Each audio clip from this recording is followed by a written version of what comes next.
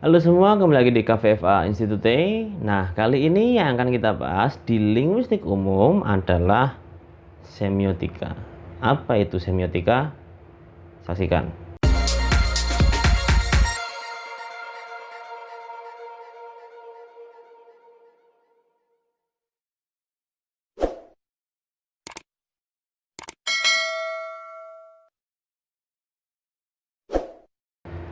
Oke, mungkin kalian sudah tidak asing mendengar kata semiotika. Nah, apa sebenarnya semiotika itu? Jadi, dalam kamus, ini kamus linguistik ya. Semiotika itu adalah ilmu tentang tanda dalam bahasa linguistik dan ilmu tentang simbol itu dalam kajian ilmu sosial. Tapi tradisi Saussurean atau pengikutnya Saussure itu menganggap ilmu ini sebagai semiologi. Jadi ketika kita mendengar semiotik itu ada dua versi. Versi linguis itu sebagai ilmu tentang tanda bahasa pastinya, sedangkan para ilmuwan sosial itu melihat semiotika sebagai suatu simbol yang berkaitan dengan tradisi, budaya, masyarakat, dan sebagainya. Dalam kajian semiotika ini ada 3 orang yang cukup bisa dibilang luar biasa kontribusinya untuk bidang keilmuan ini. Yang pertama adalah Ferdinand de Saussure. Dia seorang Perancis dan dia ahli bahasa atau linguis, dan dia dikenal sebagai bapak struktural juga karena sangat strukturalis, dan si Saussure ini juga mengenalkan konsep semiotikanya dalam bukunya yang berjudul Genre Linguistik. Linguistik umum lah, bahasa Perancis, saya nggak bisa mengucapkannya. Ada bukunya warnanya biru kalau di Gramedia. Lalu yang kedua itu adalah Charles Sanders Peirce. Dia adalah logika filsafat dan dia itu adalah orang Amerika yang mengkaji juga tentang semiotik. Dan keduanya itu hidup di era yang sama, tapi keduanya juga itu tidak saling kasih contek-mencontek satu dengan yang lain. Jadi mereka punya konsep sendiri tentang semiotika. Terus kemudian pengikutnya itu mengikuti mengikuti semiotik versi dua orang ini, dan berkembang sampai turunannya banyak sekali. Dan turunan yang paling cukup mendobrak itu adalah dari Roland Barthes. Ini ahli semiotika juga, yang ketiga yang saya cantumkan di sini, meskipun ada banyak, tapi ketika ini bukan cukup memberikan kontribusi yang banyak untuk perkembangan ilmu sosial atau perkembangan ilmu semiotika. Dan di Roland Barthes ini terkenal dengan mitos dan budayanya. Kita mulai dari Ferdinand de Saussure dulu. Jadi semiotika versi Saussure ini dikenal dengan konsep diadik atau dua unsur sebuah tanda terdiri dari unsur penanda dan petanda, signified dan signifier. Jadi kalian bisa lihat itu di slide bagaimana ya. Di slide itu ada petanda dan penanda, petanda dan penanda, konsep dan sound atau image. Dan di sebelahnya itu ada sebuah ilustrasi. Ketika ada bunyi laptop, kalian mendengar bunyi laptop, konsep kalian mesti langsung membayangkan bentuknya seperti itu. Terus ada bunyi kucing, bukan bunyi kucing meong gitu ya, tapi ada orang mendengar atau kamu mendengar kata kucing, pasti di bayanganmu tuh langsung membuat konsep kucing itu kakinya 4, terus dia punya ekor, bunyinya meong. Nah, seperti itu. Begitu juga dengan ketika kalian mendengar kata pohon, itu langsung bayangannya seperti itu, bentuknya, wujudnya. Nah, dan sebagainya. Jadi sound atau image itu memberikan sebuah konsep atau penanda bahwa seperti itu loh kata kucing itu, bentuknya seperti itu, punya kaki 4 dan berekor. Jadi itu versi Ferdinand de Saussure yang dikenal sebagai diadik. Nah, ini adalah ilustrasinya ketika diilustrasikan ketika diadiknya Saussure. Tanda itu bagian dari sebuah tanda itu terdiri dari konsep dan sound atau image. Nah, misalkan tanda save water itu image-nya seperti itu, gini. Terus ada tetesan air. Nah, secara konsep ada gambar tetesan air dan tangan yang menengadah itu bermaksud untuk menjaga air tidak jatuh sia-sia. Jadi memang kalau orang seperti ini adalah simbol menjaga gitu ya, bukan tanda menjaga. Itu seperti ini. Orang ketika ada sambar seperti ini, ada dua kemungkinan. Yang pertama mengemis, yang kedua adalah care atau menjaga. Makanya kalau di image-nya seperti itu, ada yang menengadah ini tangannya, terus ada tetesan air, nggak mungkin mengemis air. Kalau uang mungkin itu bisa mengemis, tapi karena ini air, jadinya harus save the water. Jangan sampai tetesan air itu jatuh ke tanah sia-sia. Gitu ya. Jadi tanda save water atau berhemat air atau menjaga air itu dengan tanda seperti yang ada di slide. Itu versinya Saussure dengan konsep diadiknya. Sound atau image, dalam kasus ini adalah image, tanda tangan dan tetesan air. Konsepnya yang terbentuk ketika orang melihat itu adalah save water. Itu tadi Saussure. Sekarang kita beralih ke Charles Sanders Peirce atau yang dikenal sebagai Peirce, seorang logika filsafat. Semiotika Peirce ini dikenal dengan konsep triadik. Ketika tadi Ferdinand Saussure itu konsepnya diadik, ini triadik, berarti ada tiga, segitiga, yang terdiri dari unsur representamen atau representatif, interpretan atau interpretatif, dan objek.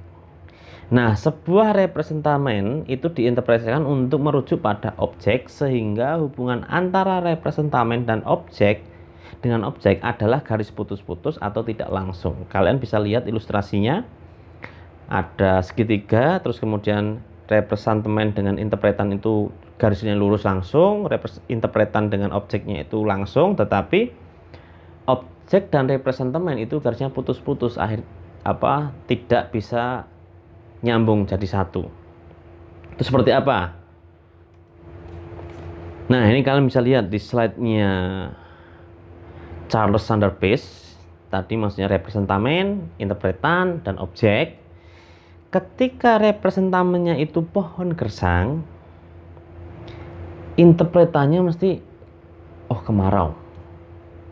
Gambarnya pohon gersang. Terus kemudian ketika representamennya itu kemarau, interpretatifnya itu cuaca ekstrim. Kemudian gambarnya atau objeknya itu gambar tanah, kayak bongkahan tanah itu kekurangan air. Kemudian representamennya itu cuaca ekstrim, interpretannya atau interpretasinya itu bisa karena global warming. Gambarnya polar bear atau beruang kutub itu kelihatan bingung karena esnya pada mencair. Nah, logika filsafat seorang Charles Sanders Peirce ketika membahas tentang semiotika itu bertingkat, dan ini bisa seterusnya. Misalnya global warming, representasinya global warming itu bisa interpretannya adalah para kapitalis mengeksploitasi alam. Gambarnya adalah banyak pabrik. Dan seterusnya. Nah, itu logika filsafatnya seperti itu punya Charles Sanders Peirce. Jadi antara representasemen dengan objek itu putus-putus, karena ketika ngomong tentang pohon gersang belum tentu gambarnya seperti itu. Ketika pohon gersang karena kemarau itu interpretasinya, gambarnya atau objeknya pasti akan bentuknya seperti yang ada di slide ini. Begitu juga ketika kemarau, belum tentu objeknya, gambarnya bisa seperti itu. Kemarau bisa saja gambarnya padi kering gitu. Tapi kalau masalah cuaca ekstrim berarti tanahnya sampai meletek bahasa Indonesianya itu pecah-pecah kayak gitu dan seterusnya. Nah, itu punya Charles Sanders Peirce.